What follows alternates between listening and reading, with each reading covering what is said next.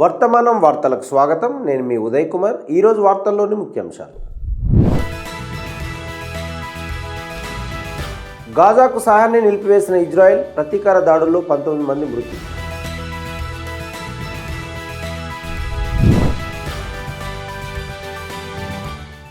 Russia చమురు కొనడం ఆపకపోతే భారత్ భారీ సుంకాలు చెల్లించాల్సిందేనన్న ట్రంప్.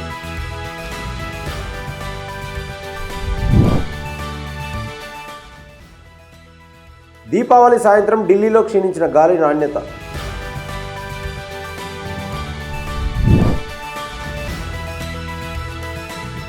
మహారాష్ట్రలో 96 లక్షల మంది నకిలీ ఓటర్లు ఉన్నారని ఆరోపించిన రాజ్ ఠాక్రే.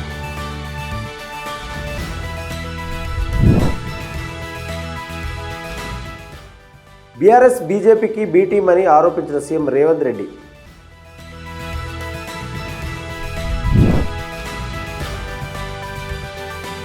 ఫుట్బాల్లో చరిత్ర సృష్టించిన మొరాకో ఫీఫా U20 ప్రపంచ కప్ కైవసం. గాజాలో సున్నితమైన కాల్పుల విరమణ ఒప్పందం నిన్న కీలక పరీక్షను ఎదుర్కొంది. హమాస్ కాల్పుల విరమణ ఉల్లంఘన తర్వాత గాజా భూభాగంలోకి సహాయ బదిలీని తదుపరి నోటీసు వచ్చే వరకు నిలిపివేస్తున్నట్లు ఇజ్రాయెల్ భద్రతా అధికారి తెలిపారు. ఇజ్రాయెల్ దళాలు ప్రతీకార దాడులు ప్రారంభించాయి. ఒప్పందం ఉల్లంఘనపై ఒకరిపై ఒకరు నిందలు వేసుకున్నారు. దీంతో శాంతి ఒప్పందం రద్దుపై ఊహాగానాలు ప్రారంభమయ్యాయి. ఇజ్రాయెల్ ప్రధాని నేతన్యాహు అత్యవసరంగా రక్షణ మంత్రి కట్జ్, ఐడిఎఫ్ చీఫ్ జనరల్ ఇయల్ జమీర్తో చర్చలు జరిపారు. ఈ దాడులు తీవ్ర ఒప్పంద ఉల్లంఘనగా పేర్కొన్నారు. ఎలాంటి కాల్పుల విరమణను ఉల్లంఘించినా గట్టి చర్య తీసుకోవాలని ఆదేశించారు. గాజా, ఈజిప్ట్ మధ్య రఫా సరిహద్దు క్రాసింగ్ను తదుపరి నోటీసు వచ్చే వరకు మూసివేస్తామని ఇజ్రాయెల్ హెచ్చరించింది. దక్షిణ గాజాలో హమాస్ తమ దళాలపై కాల్పులు జరిపిందని ఇజ్రాయెల్ సైన్యం ముందుగా తెలిపింది. మధ్య దక్షిణ గాజాలో ఇజ్రాయెల్ ప్రతీకార దాడుల్లో కనీసం 19 మంది పాలస్తీనియన్లు మరణించారని ఆరోగ్య అధికారులు తెలిపారు. ఈ మేరకు కాల్పుల విరమణ చర్చలలో పాల్గొన్న సీనియర్ ఈజిప్ట్ అధికారి మాట్లాడుతూ పరిస్థితిని తగ్గించడానికి రౌండ్ ది క్లాక్ సంప్రదింపులు జరుగుతున్నాయని చెప్పారు. ఇజ్రాయెల్ ప్రధానమంత్రి బెంజమిన్ నేతన్యాహు ఏదైనా కాల్పుల విరమణ ఉల్లంఘనలపై కఠినమైన చర్య తీసుకోవాలని సైన్యాన్ని ఆదేశించారు. కానీ తిరిగి యుద్ధంలోకి ప్రవేశిస్తామని బెదిరించలేదు.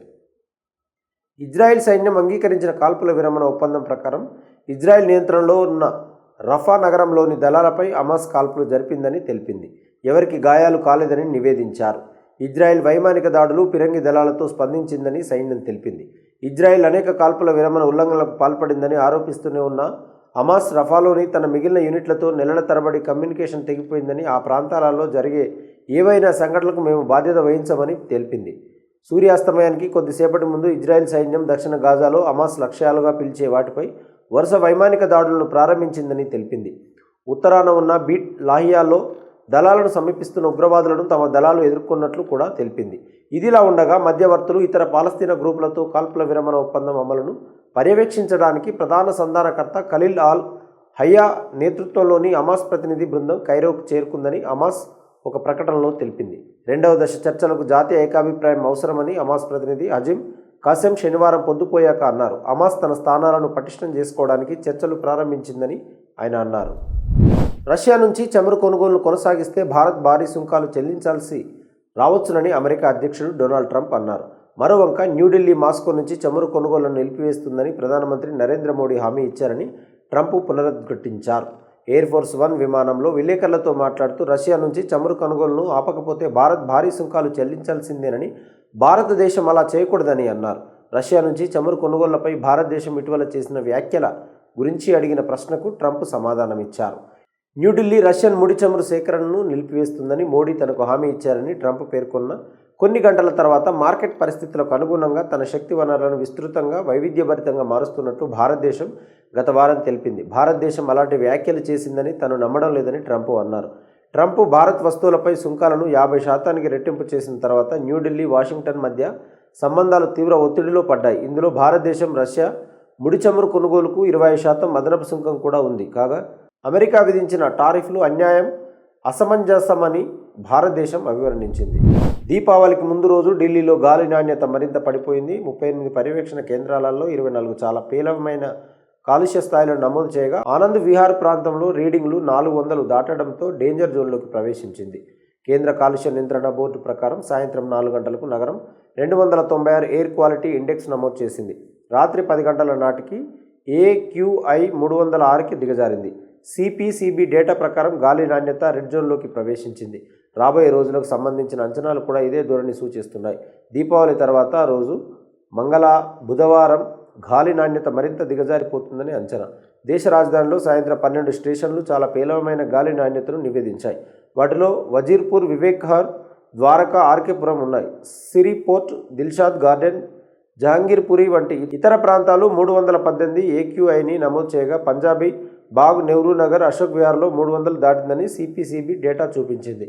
డెసిషన్ సపోర్ట్ సిస్టమ్ డేటా ఆధారంగా ఆదివారం ఢిల్లీ వాయు కాలుష్యానికి రవాణా ఉద్గారాలు 15.1% ఉన్నాయి. కాగా గత బుధవారం నాడు సుప్రీంకోర్టు దీపావళి సందర్భంగా ఢిల్లీ NCRలో కొన్ని షరతులతో గ్రీన్ టపాకాయలు పేల్చడానికి అనుమతి ఇచ్చింది. దీపావళికి ముందు రోజు, పండుగ రోజున గ్రీన్ టపాకాయల వాడకం నిర్దిష్ట గంటలకే పరిమితం చేశారు. ఉదయం 6 నుండి సాయంత్రం 7 గంటల వరకు, ఉదయం 8 నుండి రాత్రి 10 గంటల వరకు అనుమతి ఇచ్చారు.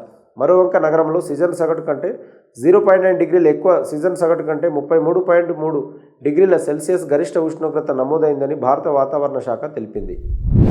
మహారాష్ట్ర ఓటర్ల జాబితాలో 96 లక్షల మంది నకిలీ ఓటర్లు చేరారని మహారాష్ట్ర నవనిర్మాణ సేన చీఫ్ రాజ్ ఠాక్రే సంచలన ఆరోపణలు చేశారు. ముంబైలో నిర్వహించిన ర్యాలీ సందర్భంగా ఆయన మాట్లాడుతూ ప్రధానమంత్రి నరేంద్ర మోడీ పట్ల తన అసంతృప్తిని పునరుద్ఘాటించారు. కాగా ఠాక్రే వ్యాఖ్యలు బీజేపీ దాని సంకీర్ణ భాగస్వాములైన ఏక్నాథ్ షిండే నేతృత్వంలోని శివసేన, అజిత్ పవార్ నేతృత్వంలోని ఎన్సీపీలను లక్ష్యంగా చేసుకున్నాయి. ఓటర్ల జాబితాలను ప్రక్షాళన చేయాలని, రాష్ట్రంలో రాబోయే స్థానిక సంస్థల ఎన్నికలను ఆలస్యం చేయాలని రాజ్ ఠాక్రే ఎన్నికల సంఘాన్ని కోరారు. ముంబైలోని గోరేగావ్లో MNS బూత్ స్థాయి కార్యకర్తలను ఉద్దేశించి ఆయన మాట్లాడారు. ప్రజల భాగస్వామ్యంతో సంబంధం లేకుండా తారుమారు చేసిన ఓటర్ల జాబితాలతో ఎన్నికలు నిర్వహించడం వల్ల ఫలితం ముందే నిర్ణయం అయిపోతుందని MNS చీఫ్ అన్నారు. ఎన్నికల కమిషన్కు ఈ విషయం చెప్పినప్పుడు పాలక పార్టీలు ఎందుకు జోక్యం చేసుకుంటున్నాయని ఆయన అడిగారు. అంతర్లీన అవకతవకల గురించి వారికి తెలుసు కాబట్టి అది బాధ కలిగించిందని ఆయన సూచించారు. రాబోయే స్థానిక సంస్థల ఎన్నికలకు ముందు ఓటర్ల జాబితాలో 96 లక్షల నకిలీ ఎంట్రీలు జోడించారని తనకు తెలిసిందని, 2024 అసెంబ్లీ ఎన్నికలకు ముందు కూడా ఈ వ్యూహాన్ని ఉపయోగించారని వెల్లడించారు. ముంబైలో 8 నుండి 10 లక్షల వరకు నకిలీ ఓటర్లు చేర్చారని, తానే, పూణే, నాసిక్లలో 8 నుండి 8.5 లక్షల వరకు ఉన్నాయని ఆయన అన్నారు. ఇటీవల అసెంబ్లీ ఎన్నికలను గురించి రాజ్ ఠాక్రే మాట్లాడుతూ మహాయుతి కూటమి నుండి 232 మంది ఎమ్మెల్యేల ఎన్నికపై అటు ఓటర్లు, ఇటు విజేతలు ఇద్దరూ ఆశ్చర్యపోతున్నారని అన్నారు. స్థానిక ఎన్నికల సన్నాహాలు తీవ్రమవుతున్నందున ఈ ఆరోపణలు తలెత్తుతున్నాయి. మహారాష్ట్రలో ఎన్నికల ప్రక్రియ న్యాయబద్ధత గురించి భయాలను పెంచుతున్నాయి. కాగా రాజ్ ఠాక్రే వాదనలకు ప్రతిస్పందనగా ఎన్నికల కమిషన్ ఇంకా ప్రతిస్పందించలేదు. రాబోయే జూబ్లీహిల్స్ ఉప ఎన్నికలో బీఆర్ఎస్ బీజేపీతో చీకటి ఒప్పందం చేసుకుందని, ఓట్లను చీల్చేందుకు బీఆర్ఎస్ ఇలా చేసిందని తెలంగాణ ముఖ్యమంత్రి రేవంత్ రెడ్డి ఆరోపించారు. వారి కుట్ర రాజకీయాలను ప్రజలు తిప్పికొట్టాలని పిలుపునిచ్చారు. ఈ మేరకు చార్మినార్లో జరిగిన సంస్మరణ దినోత్సవంలో 2024 లోక్సభలో బీఆర్ఎస్ బీజేపీతో రహస్య ఒప్పందం కుదుర్చుకుందని సీఎం రేవంత్ పేర్కొన్నారు. లోక్సభ ఎన్నికల్లో 21% ఓట్లను బీజేపీకి బదిలీ చేయడం రాష్ట్రంలో బీఆర్ఎస్ పార్టీ కుట్ర రాజకీయాలు నిరూపించడానికి సరిపోతుందని ఆయన పేర్కొన్నారు. రాబోయే ఉప ఎన్నికల్లో బీఆర్ఎస్ అదే వ్యూహాన్ని అవలంబించనుందని, తదుపరి అసెంబ్లీ ఎన్నికల్లో కూడా అదే చేస్తుందని, అటువంటి ప్రయత్నాలు తిప్పికొట్టాలని ప్రజలకు విజ్ఞప్తి చేశారు. రాజీవ్ గాంధీ ప్రధానమంత్రిగా ఉన్న కాలంలో ఓటు హక్కు వయస్సును 21 నుండి 18 సంవత్సరాలకు తగ్గించారని గుర్తు చేసుకుంటూ అసెంబ్లీ ఎన్నికల్లో పోటీ చేసే వయసును 21 సంవత్సరాలకు తగ్గించడం ఇప్పుడు తక్షణ అవసరమని సీఎం రేవంత్ అన్నారు. ఈ సందర్భంగా కాంగ్రెస్ సీనియర్ నాయకుడు సల్మాన్ ఖుర్షిద్కు రాజీవ్ గాంధీ సద్భావన అవార్డును కూడా సీఎం అందజేశారు. చిలీలో జరిగిన FIFA Under-20 ప్రపంచ కప్ను గెలుచుకోవడం ద్వారా మొరాకో ఫుట్బాల్ జట్టు చారిత్రాత్మకమైనటువంటి ఘనతను సాధించింది. షాంటియాగోలోని జూలియో మార్టినేజ్ కిసార్డనోస్ నేషనల్ స్టేడియంలో నిన్న జరిగిన ఫైనల్లో అర్జెంటీనాపై 2 గోల్స్ చేసి అద్భుతమైన విజయం సాధించినట్లయింది. కాగా మొరాకో మొట్టమొదటిసారి Under-20 ప్రపంచ కప్ టైటిల్ను గెలుచుకోవడం గమనార్హం. అట్లాస్ కప్స్ టోర్నమెంట్ అంతటా అభిమానులను ఆకర్షించే కమాండింగ్ ఆట ఆడింది. ఫైనల్లోనూ అదే దూకుడైన ఆటతో అద్భుతమైనటువంటి విజయాన్ని సాధించింది. చివరి మ్యాచ్ ప్రారంభంలో మొరాకో తన ఆధిపత్యాన్ని చాటుకుంది. 15వ నిమిషంలో జబ్రీ అద్భుతమైన ఫ్రీ కిక్ ద్వారా గోల్స్ వేటను ప్రారంభించింది. ఈ కర్లింగ్ షాట్ అర్జెంటీనా గోల్ కీపర్ను మాయ చేసింది. జబ్రీ 28వ నిమిషంలో అద్భుతమైన వాలీతో మళ్లీ గోల్ కొట్టాడు. మొరాకో ఆధిక్యాన్ని రెట్టింపు చేశాడు. దీంతో అర్జెంటీనా నిరాశను మరింత పెంచాడు. ఆ తర్వాత అర్జెంటీనా మొరాకో గోల్ పోస్టుపై అనేక దాడులు చేసినప్పటికీ మొరాకో డిఫెన్స్ను ఛేదించలేకపోయారు. గోల్ కీపర్ గోమెస్ 83వ నిమిషంలో సిల్వెట్టి షాట్ను విజయవంతంగా అడ్డుకోవడంతో మొరాకో జట్టు ఆధిపత్యాన్ని నిలబెట్టాడు. మహమ్మద్ ఉవాబీ శిక్షణ ఇచ్చిన మొరాకో అట్లాస్ కప్స్ మ్యాచ్ అంతటా వ్యూహాత్మక ఆట తీరు కనబరిచింది. అర్జెంటీనా దాడులను ధీటుగా ఎదుర్కొంది. చివరి విజిల్ వరకు తమ 2 గోల్స్ ఆధిపత్యాన్ని కాపాడుకున్నారు. ఈ ఫైనల్ మ్యాచ్ చూసేందుకు అట్లాస్ కప్స్ మద్దతుదారులు కాసాబ్లాంకా నుండి అట్లాంటిక్ దాటి షాంటియాగో తరలివచ్చారు. టోర్నమెంట్లో స్పెయిన్, బ్రెజిల్, దక్షిణ కొరియా, యునైటెడ్ స్టేట్స్, ఫ్రాన్స్లపై విజయాలతో మొరాకో ఫైనల్లోనూ అదే ఆట తీరును కనబరిచింది. ఈ ఫలితం మొరాకో ఫుట్బాల్కు స్వర్ణయుగం తెచ్చిపెట్టనుంది. అంతర్జాతీయ పోటీలలో మొరాకో ఉనికిని బలోపేతం చేసింది. వాస్తవ వార్తలకు ప్రమాణం టీవీ వర్తమానం. ఈ వార్తలు ఇంతటితో సమాప్తం. మరిన్ని విశేషాలతో మళ్ళీ కలుద్దాం. నమస్కారం. సబ్స్క్రైబ్ చేయండి, లైక్ చేయండి, షేర్ చేయండి, కామెంట్ చేయండి. వర్తమానాన్ని ప్రజల్లోకి తీసుకెళ్ళండి. ధన్యవాదాలు. Thank you.